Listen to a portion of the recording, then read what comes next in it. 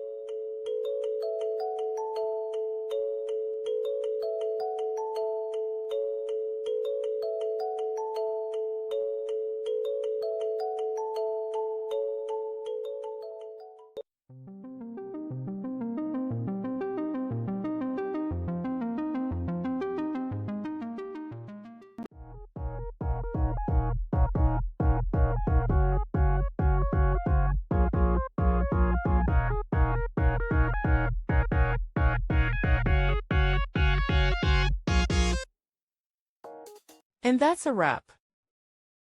I hope you found the answer you were looking for. If you did, take a second to hit that subscribe button. It really helps out. And let me know in the comments which solution worked best for you.